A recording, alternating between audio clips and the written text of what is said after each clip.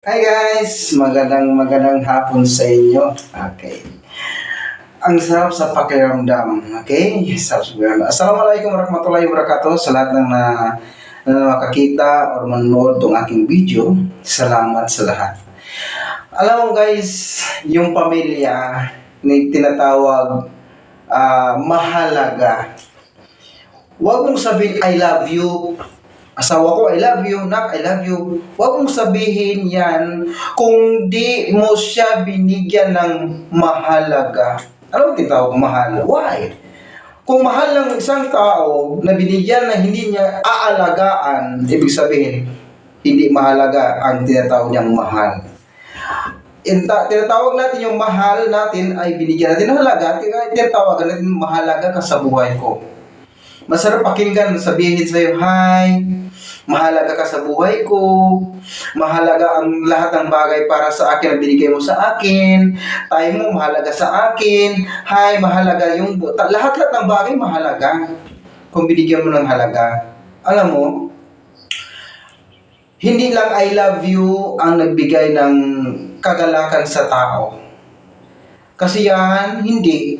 Ang binigay ng tao ay hanggang dyan lang yan.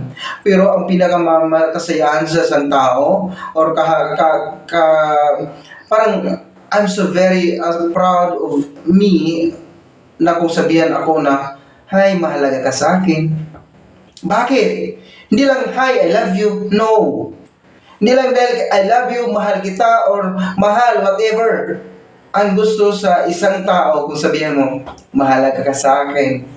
Di ba?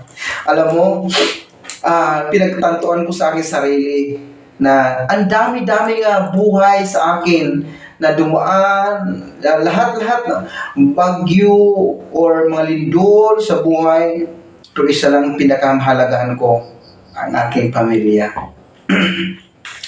Sometimes hindi ko maranasan kung ano yung kung ano man dumating sa buhay ko, ano na narating sa buhay ko. Isa lang ang naramdaman ko, ang kahalagan sa aking buhay, ang aking pamilya.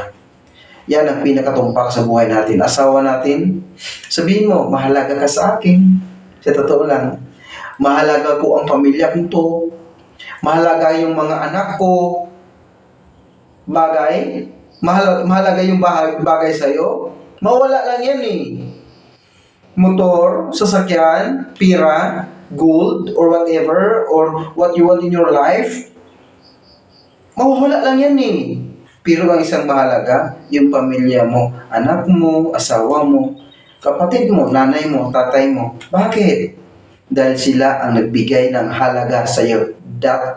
That's why you are mahalaga sa kanya.